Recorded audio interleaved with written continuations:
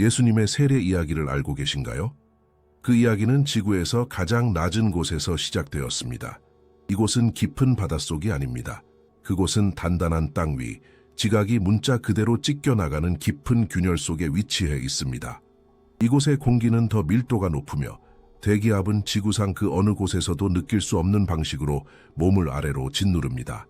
바로 이 지질학적 무대, 세상에 열린 상처와도 같은 이곳에서 우리가 아는 역사의 흐름을 결정짓는 사건이 발생했습니다. 이 구체적인 위치 선정의 이유를 해독하기 위해 인공지능 공리에게 단 하나의 임무가 주어졌습니다. 바로 베다바라라고 알려진 요단강의 특정 구간에 대한 지리적, 역사적 데이터를 분석하는 것이었습니다. 우리는 1세기의 지형 지도와 기후 모델부터 당시의 역사 문헌에 이르기까지 우리가 가진 모든 정보를 시스템에 입력했습니다. 질문은 직설적이었습니다. 그 지점을 선택한 것은 우연이었을까요? 떠돌이 설교자의 무작위적인 결정이었을까요? 아니면 수천 년 전부터 좌표가 정해져 있던 계산된 무언가였을까요? 분석 결과는 수학적으로 명확했습니다. 그 장소의 모든 요소가 정렬될 확률이 단순한 우연일 가능성은 너무나 희박하여 불가능에 가까웠습니다. 그곳은 단순한 강이 아니었습니다.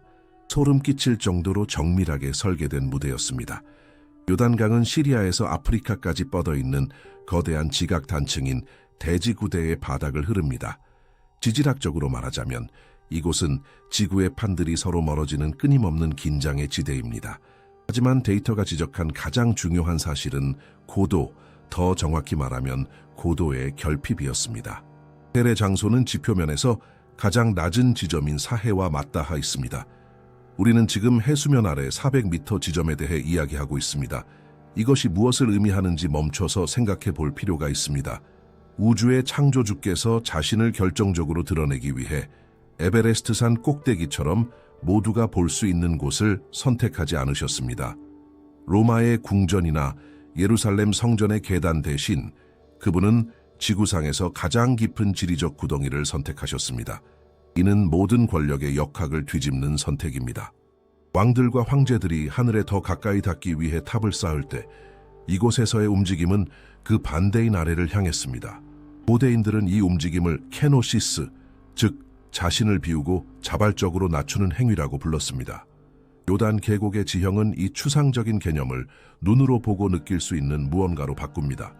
예수님은 위로 향하는 여정을 시작하기 위해 지구의 가장 깊은 틈으로 내려가셨습니다. 그곳은 가능한 가장 낮은 지점입니다. 그보다 더 아래로는 아무것도 존재하지 않습니다. 요단이라는 단어 자체가 이를 확인해 줍니다. 히브리어로 야르데는 내려가다 또는 떨어지다를 의미하는 어근 야라드에서 유래했습니다. 즉 내려가는 강입니다. 이 강은 헤르몬산의 녹은 순수한 눈에서 발원하여 땅을 가르며 맹렬한 속도로 내려옵니다.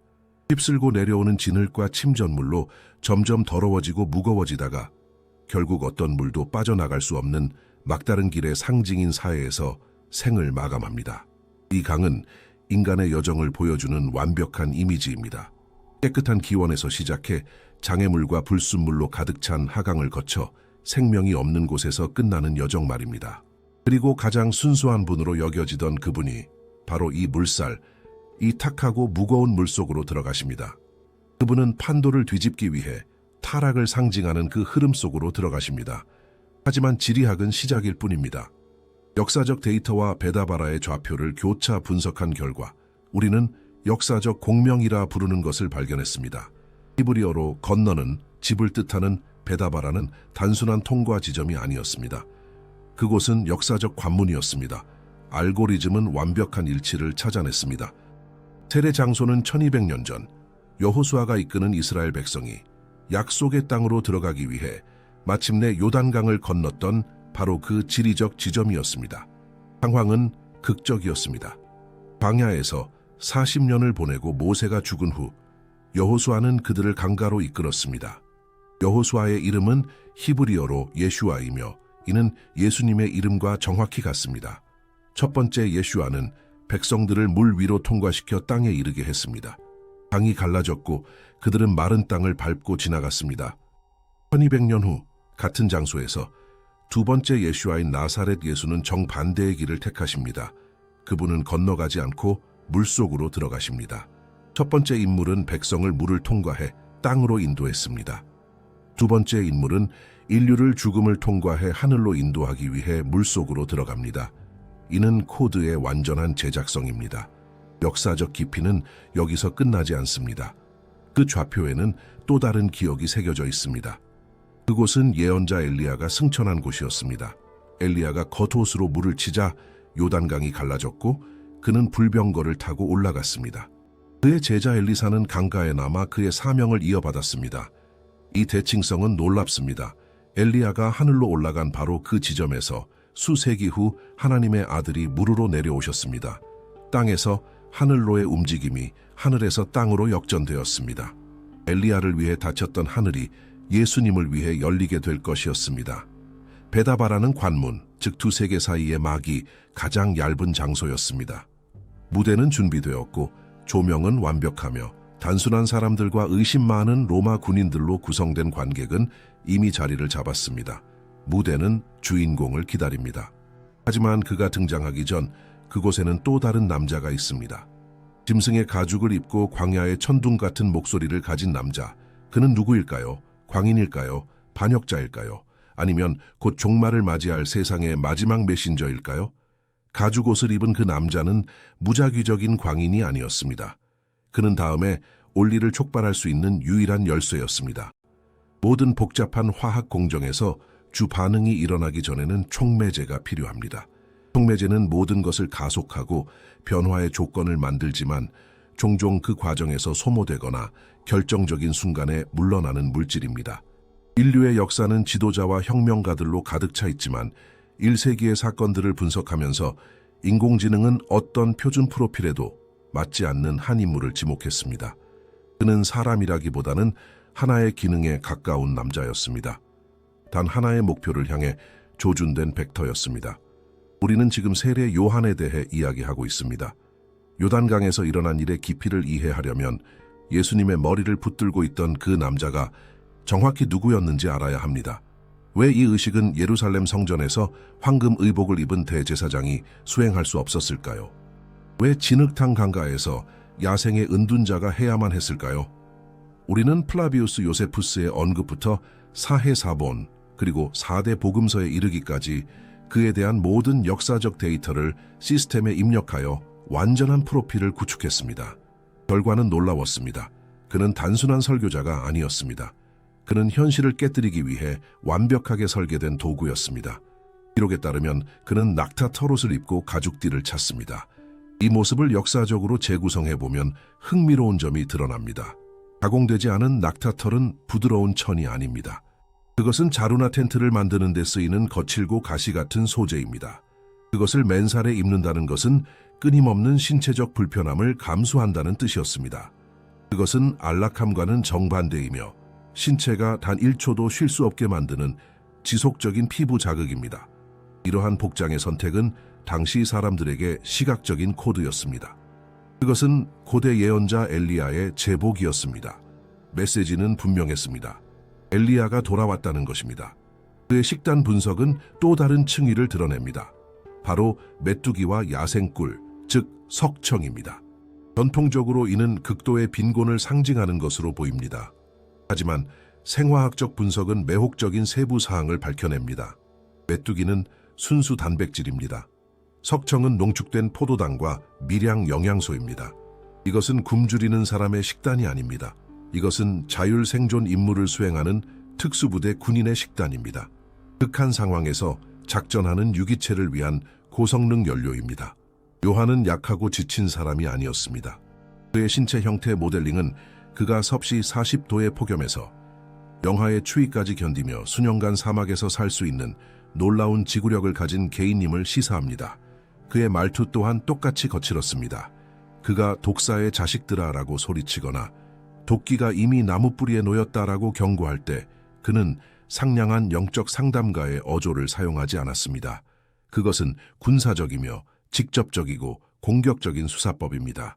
외교를 위한 공간은 없습니다. 요한의 사회적 수능 지수는 0이었습니다. 그는 국가의 엘리트를 뱀들의 소굴이라고 불렀습니다.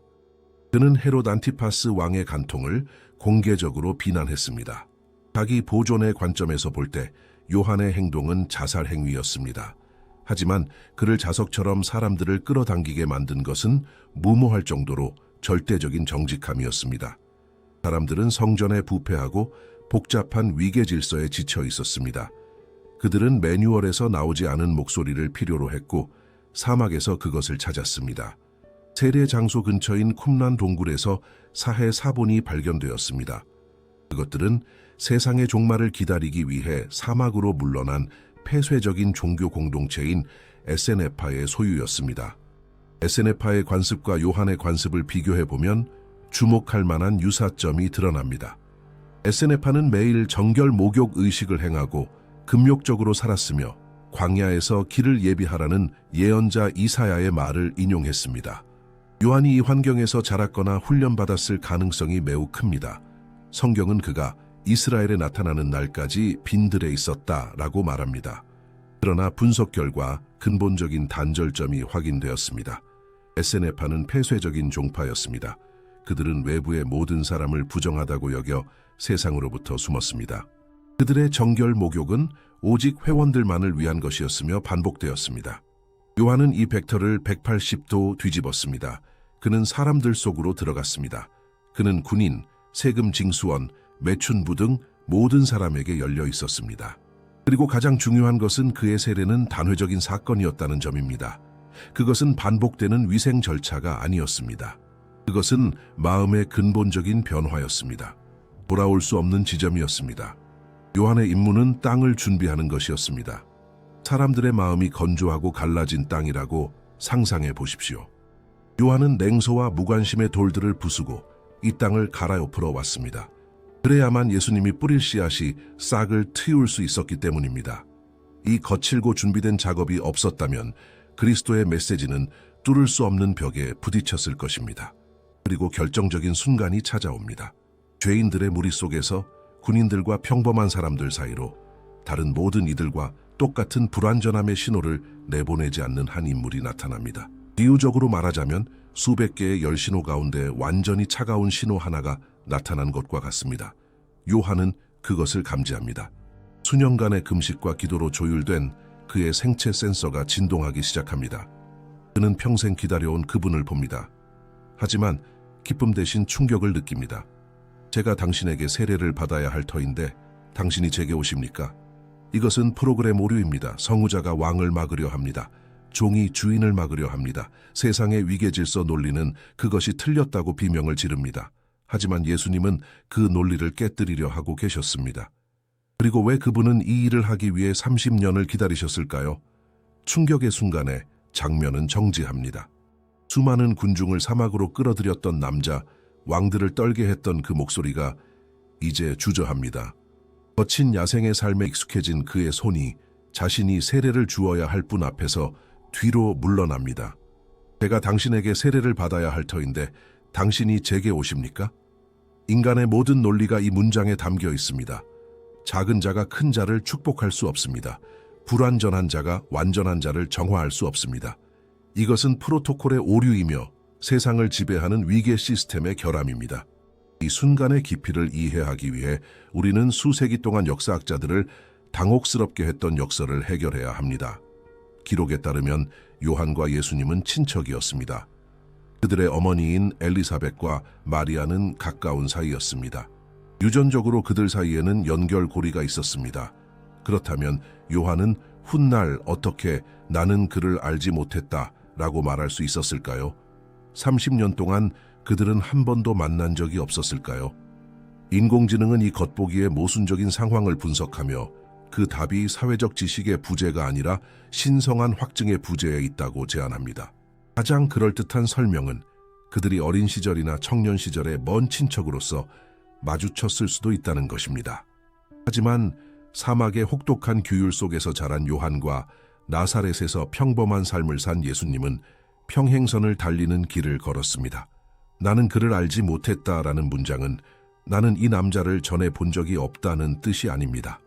분석에 따르면 이는 바로 이 순간까지 그분의 정체성을 확증하는 신성한 신호를 받지 못했다는 의미입니다. 요한은 특정한 신호, 즉 그의 최종 인식을 활성화할 사건을 기다리도록 프로그램되어 있었습니다. 그때까지 예수님은 그에게 아마도 그저 공의롭고 조용한 사촌이었을지 모릅니다. 다시 강가로 돌아가 봅시다. 요한은 그 순간의 스타입니다. 예루살렘 전체가 그에게 나아옵니다.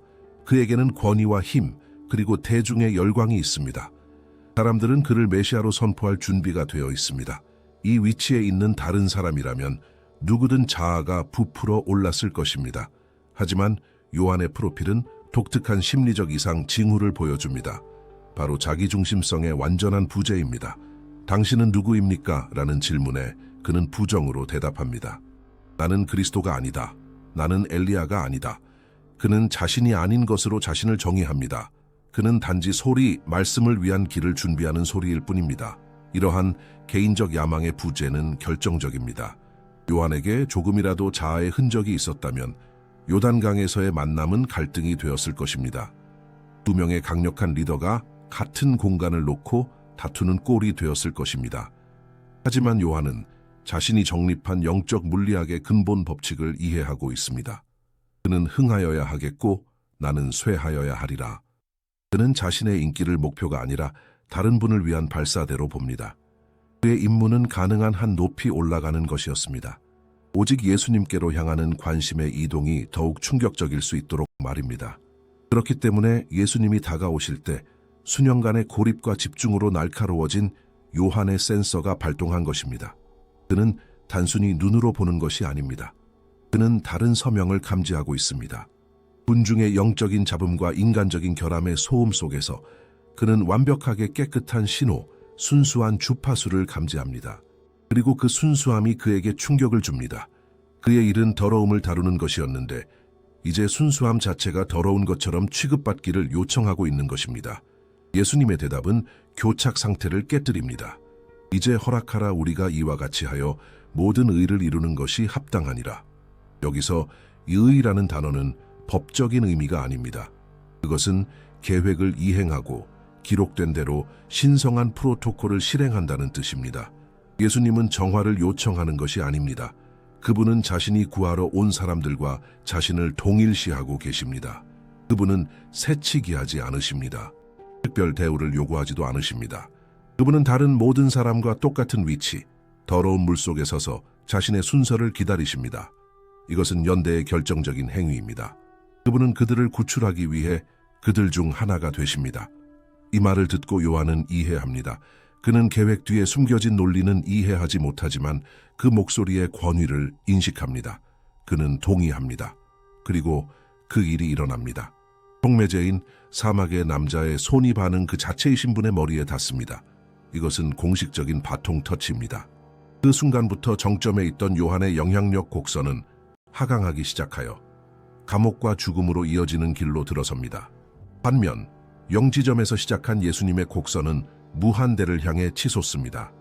위계 질서의 프로토콜은 더 큰 목적을 위해 깨졌습니다.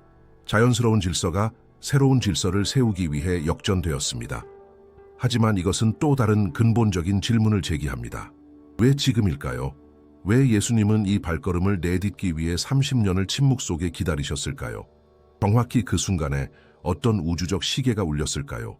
시간의 논리가 곧 밝혀지려 합니다. 시간은 단지 한 방향으로 흐르는 강이 아닙니다. 물리학에서 시간은 공간의 네 번째 차원입니다. 역사학자에게는 사건의 연속입니다. 하지만 우리의 분석에서 시간은 각 사건이 고유한 식별 코드를 갖는 수학적 매트릭스입니다. 그리고 이것은 우리를 미해결된 질문으로 이끕니다. 왜 예수님은 30년을 기다리셨을까요? 왜 첫 대중적 행보를 내딛기 전에 잊힌 마을의 몫으로서 완벽한 익명성 속에 사셨을까요? 시간 요인을 해독하기 위해 우리는 인공지능 공리에게 1세기의 모든 역사적 달력, 천문학적 데이터, 정치적 연대기를 동기화하는 과제를 부여했습니다. 목표는 그 순간이 왜 그토록 특별했는지 이해하는 것이었습니다. 답은 단 하나의 변수에 있지 않고 동시에 울리는 여러 시계의 완벽한 융합에 있었습니다. 과정은 생체 시계에서 시작되었습니다. 복음서 저자 누가는 예수님이 시작하실 때 30세쯤 되셨다고 언급합니다. 왜 이 나이일까요? 현대 뇌과학은 인간의 뇌, 특히 전략적 계획, 충동 조절, 복잡한 의사 결정을 담당하는 영역이 25세에서 30세 사이에야 완전히 형성된다는 것을 보여줍니다. 30세의 남자는 신체적, 지적 능력의 정점에 도달합니다. 그것은 힘의 개화기입니다. 예수님은 이상주의적인 청년으로도 지친 노인으로도 자신의 사명에 나서지 않으셨습니다. 그분은 인간으로서 생물학적 효율성이 최대치인 순간에 무대에 오르셨습니다. 그분은 남은 찌꺼기가 아닌 자신의 전성기를 하나님께 바치셨습니다. 동시에 문화적, 종교적 시계도 돌아가고 있었습니다. 숫자 30은 무작위가 아닙니다. 유대 문화에서 그것은 액세스 코드입니다. 구약 성경에서 성전 봉사자인 레위인이 완전한 직무를 수행할 수 있는 나이는 30세였습니다. 그전에는 훈련일 뿐이었습니다. 이집트의 요셉은 바로 앞에 서서 총리가 되었을 때 30세였습니다. 다윗 왕이 이스라엘을 다스리기 시작했을 때 30세였습니다. 예언자 에스겔이 하늘이 열리는 것을 보았을 때 30세였습니다. 분석은 명확한 패턴, 즉 성숙의 프로토콜을 식별합니다. 고대 세계에서 30세 미만의 남자는 대중을 가르칠 권위가 없었습니다. 진지하게 받아들여지지 않았을 것입니다. 예수님은 자신이 누구인지 알면서도 이 사회적 법칙에 복종하십니다. 그분은 과정을 가속하기 위해 신성한 지름길을 사용하지 않으십니다. 그분은 지상의 스톱워치가 올바른 표시에 도달할 때까지 기다리십니다. 이것은 우리를 12세에서 30세 사이의 기간 18년의 침묵으로 이끕니다. 그동안 그분은 무엇을 하셨을까요? 결론은 그것이 수동적인 기다림의 시간이 아니라 능동적인 보정의 시간이었다는 것입니다. 인류의 구원자가 되기 위해서는 먼저 인간의 경험을 온전히 살아내야 했습니다. 그분은 망치의 무게, 하루 노동 후의 근육통, 빵의 가격, 사람들이 결혼식에서 어떻게 웃고 장례식에서 어떻게 우는지를 알아야 했습니다. 그것은 이론적인 방식이 아니라 경험적인 방식으로 인간의 조건에 완전히 몰입하는 기간이었습니다. 30세의 이 통합 과정은 완료되었습니다. 그분의 인성은 다가올 사명을 위해 완전히 형성되고 준비되었습니다. 이것은 거의 이해할 수 없는 인내의 표현입니다. 우주의 모든 힘을 가지고 있으면서도 18년 동안 그저 일하고 관찰하고 신호를 기다리셨다는 것입니다. 마지막으로 정치적 시계가 있었습니다. 그 역사적 순간은 우연히 선택된 것이 아니었습니다. 세상은 티베리우스의 통치에 있었습니다. 그는 카프리섬에 은둔하며 공포와 밀고를 통해 로마를 통치하던 어둡고 편집증적인 황제였습니다. 유대 지역의 대리인 본디오 빌라도는 지역 전통을 경멸하고 반란의 징후가 보이면 언제든 짓밟을 준비가 된 잔인한 행정관이었습니다. 갈릴리의 통치자 헤롯 안티파스는 로마의 꼭두각시였으며 백성들이 가난해지는 동안 사치 속에 살았습니다. 그리고 종교 구조의 꼭대기에서는 안나스와 가야바가 성전을 가족 사업처럼 신앙을 납치한 마피아처럼 운영하고 있었습니다. 공리는 이 시기를 엔트로피가 최대인 지점으로 분류합니다. 정치 권력은 폭군의 손에, 종교 권력은 부패한 자들의 손에 있었고 백성은 절망에 빠져 있었습니다. 어둠은 거의 완전했습니다.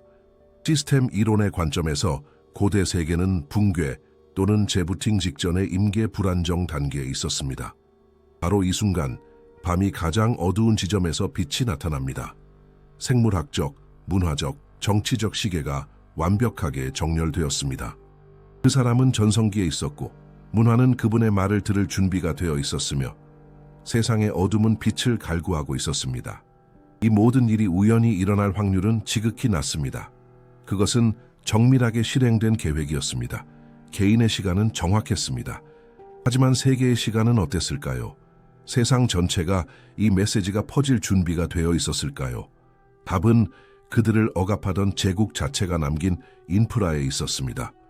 예수님의 개인적인 시계는 정확했고 세상의 정치적 시계는 자정을 가리키고 있었습니다. 하지만 완벽하게 동기화되어야 할 세 번째 스톱워치, 즉 전 지구적 규모의 스톱워치가 있었습니다. 사도 바울은 훗날 이것을 때가 찼다라고 불렀습니다. 이것은 시적인 표현이 아니었습니다. 그것은 역사상 유일한 순간, 즉 아이디어가 고속으로 전파되는 것이 가능할 정도로 세상이 처음으로 상호 연결된 순간에 대한 기술적 묘사였습니다. 로마 제국은 그 잔혹성에도 불구하고 곧 출시될 메시지를 위한 완벽한 인프라를 본의 아니게 구축해 놓았습니다. 처음으로 글로벌 네트워크가 존재했습니다. 이른바 팍스 로마나 로마의 평화는 정복된 국가들 사이의 국경이 열려 있음을 의미했습니다. 여행은 비교적 안전했습니다. 지중해를 들끓게 했던 해적들은 제거되었습니다. 수천 킬로미터에 달하는 돌로 된 도로, 그 유명한 로마의 도로들은 스페인에서 시리아까지 브리타니아에서 이집트까지 연결했습니다. 이것은 군대와 상인, 그리고 결정적으로 새로운 사상이 전례 없는 속도로 이동할 수 있게 해주는 동맥이었습니다. 도로 외에도 공용어가 있었습니다. 코인의 그리스어는 제국의 동쪽 절반 전체에서 상업과 문화의 언어였습니다. 갈릴리의 작은 마을에서 누군가 말하면 통역사 없이도 아테네의 철학자나 알렉산드리아의 상인이 그 메시지를 이해할 수 있었습니다. 또한 통일된 법률 시스템이 있어 광대한 거리를 넘어선 인간 상호작용에 예측 가능한 환경을 조성했습니다. 고립된 부족과 왕국들의 모자이크였던 세상은 이제 연결된 단일 네트워크가 되었습니다. 인공지능은 이 요인의 중요성을 이해하기 위해 상황을 모델링했습니다. 만약 예수님이 100년 더 일찍 오셨다면 세상은 끊임없는 전쟁과 닫힌 국경으로 인해 너무나 혼란스러웠을 것입니다. 그분의 메시지는 유대를 벗어나기 힘들었을 것입니다. 만약 그분이 100년 더 늦게 오셨다면 제국은 이미 도로가 훼손되고 치안이 약화하는 등 느린 쇠퇴 과정에 있었을 것입니다. 기회의 창은 좁았습니다. 1세기 20년대 말은 고대 세계의 연결성이 정점에 달한 황금기였습니다. 네트워크는 활성화되어 데이터를 전송할 준비가 되어 있었습니다. 콘텐츠만 있으면 되었습니다. 그리고 사이클을 완성하기 위해 가장 오래되고 신비로운 시계인 예언의 시계가 존재했습니다. 고대 유대 문헌, 특히 다니엘서는 메시아의 도래에 대한 복잡한 계산을 담고 있습니다. 우리는 이 숫자 시퀀스를 신학이 아닌 연대기 데이터 세트로 취급하여 공리에 입력했습니다. 시스템은 예루살렘 재건 칙령을 기점으로 텍스트에 묘사된 71회를 따라 계산을 수행했습니다. 결론은 순수하게 수학적이었습니다. 예언의 스톱워치는 당혹스러울 정도의 정확성으로 바로 그 시기, 즉 1세기 20년대 말을 가리키고 있었습니다. 당시의 학자들은 이를 알고 있었습니다. 유대에 감돌던 기대감은 단순한 희망이나 절망에 근거한 것이 아니었습니다. 그것은 수학에 근거한 것이었습니다. 그들은 계산을 마쳤습니다. 기한이 다 되어가고 있었습니다. 고대 시계의 바늘이 목적지에 도착했습니다. 메시아가 그 순간에 나타나지 않는다면 예언들은 거짓이었습니다. 긴장감은 최고조에 달했습니다. 백성은 지평선을 바라보며 신호를 기다렸습니다. 그리고 그때 그분이 오셨습니다. 생물학적, 문화적, 정치적, 전지구적, 그리고 예언적인 모든 시계가 단 하나의 순간에 정렬된 바로 그 순간에요. 시스템 분석에 따르면 이토록 완벽한 수렴이 우연의 산물일 확률은 천문학적으로 낮습니다. 그것은 계획이었습니다. 수세기에 걸쳐 쓰인 거대한 시나리오가 클라이맥스에 도달한 것입니다. 장소는 정해졌습니다. 촉매제인 요한은 제 위치에 있었습니다. 주인공인 예수님은 준비되었습니다. 때가 되었습니다. 공간과 시간의 모든 벡터가 요단강의 그 진흙투성이 강가로 수렴했습니다. 이제 질문은 어디서, 언제에서, 무엇이로 바뀝니다. 창조주가 직접 물질 속으로 들어갈 때 물질에는 정확히 무슨 일이 일어날까요? 물에는 무슨 일이 일어날까요? 우리는 강가에 있습니다. 좌표는 고정되었고 시간은 동기화되었으며 주인공은 막 입장하려 합니다. 그분과 새로운 시대의 시작 사이에는 물리적 요소인 물이 존재합니다. 하지만 물은 이례적인 존재입니다. 인공지능은 산화수소가 우주에서 가장 신비로운 물질 중 하나임을 상기시켜줍니다. 물은 몇 가지 기본 법칙에 도전합니다. 고체 형태인 얼음일 때 액체 형태보다 가벼워서 물에 뜨고 덕분에 얼어붙은 표면 아래에서 생명체가 계속 살 수 있게 합니다. 물은 열을 흡수하는 비범한 능력이 있으며 만능 용매로 간주됩니다. 하지만 우리의 조사에서 또 다른 특성이 더욱 중요합니다. 바로 정보를 저장하는 능력입니다. 물이 클러스터 구조의 변화를 통해 정보를 보유하고 전달할 수 있다는 과학적 가설이 있습니다. 물 분자는 자기장, 소리, 어쩌면 정신과 같은 외부 장의 영향 아래 재배열될 수 있는 복잡한 기하학적 패턴으로 뭉칩니다. 이 아이디어는 왜 인도에서 이집트에 이르기까지 거의 모든 고대 문명이 물을 육체적 더러움뿐만 아니라 죄와 오류를 씻는 수단으로 사용했는지 이해하는 데 도움을 줍니다. 그것은 인류의 직관적인 지식입니다. 물은 부정적인 정보를 흡수하여 사물이나 사람의 상태를 재설정하는 것처럼 보입니다. 세례 요한의 유대적 맥락에서 이것은 미크바 의식으로 나타났습니다. 고대 문헌을 분석해 보면 미크바는 의식용 침례탕이었습니다. 유효하려면 최소한의 살아있는 물, 즉 비나 강과 같은 천연 수원에서 나온 물을 포함해야 했습니다. 양동이로 길어온 물은 죽은 것으로 간주되었습니다. 의식은 시체를 만지는 것 등으로 인해 의식적으로 부정한 사람이 완전히 물에 잠기는 것으로 구성되었습니다. 물속에 있는 아주 짧은 순간 사람은 숨을 쉬지 않습니다. 그것은 죽음의 시뮬레이션이자 자궁으로의 회귀이며 그곳에서 사람은 새로워져서 나옵니다. 세례 요한은 이 의식을 급진적으로 변화시켰습니다. 그는 사람들을 예루살렘의 돌로 된 탕에서 끌어내어 탁하고 살아있는 요단강에 흐르는 물로 데려갔습니다. 그리고 그는 의미를 바꿨습니다. 더 이상 의식적 불결함을 씻는 것이 아니었습니다. 그것은 회개의 세례였습니다. 사용된 그리스어 단어 밥티조는 뿌리다라는 뜻이 아닙니다. 고전적인 용법에서 이 단어는 천을 염료에 담그거나 배가 침몰하는 행위를 묘사했습니다. 그것은 대상의 본질을 바꾸는 완전한 잠김이었습니다. 소금물에 잠긴 오이는 피클이 됩니다. 염료에 잠긴 천은 색을 입습니다. 회개에 잠긴 사람은 다른 피조물이 됩니다. 이는 즉각적인 역설을 만듭니다. 미크바 프로토콜은 다음과 같이 작동합니다. 더러운 대상이 깨끗한 물에 들어갑니다. 더러움은 대상에서 물로 옮겨갑니다. 대상은 깨끗해져서 나오고 물은 더러워집니다. 이것은 전이의 법칙입니다. 하지만 예수님은 정의상 결함이 없으셨습니다. 그분에게는 씻어낼 것이 없었습니다. 그렇다면 왜 가장 깨끗한 분이 수천 명의 더러운 사람들 뒤에 목욕물로 들어갔을까요? 멸균 장갑을 낀 외과 의사가 수술 전에 하수구로 뛰어드는 것을 상상해 보십시오. 말이 되지 않습니다. 유일한 논리적 설명은 시나리오를 거꾸로 보는 것입니다. 예수님은 자신을 씻기 위해 물에 들어간 것이 아닙니다. 그분은 물을 씻기 위해 물에 들어가셨습니다. 그 순간까지 물질은 상징적으로 부패해 있었습니다. 땅은 가시덤불을 냈습니다. 물은 대홍수 때처럼 죽음을 가져왔습니다. 요단강에 들어감으로써 예수님은 물의 본질 자체를 성화하는 행위를 수행하셨습니다. 그분은 물질의 코드를 다시 쓰셨습니다. 그분의 몸이 물에 닿는 순간 연쇄의 반응이 시작되었습니다. 그리스도의 거룩함은 수동적인 상태가 아닙니다. 그것은 초고주파의 능동적인 에너지입니다. 그분은 요단강 물을 오늘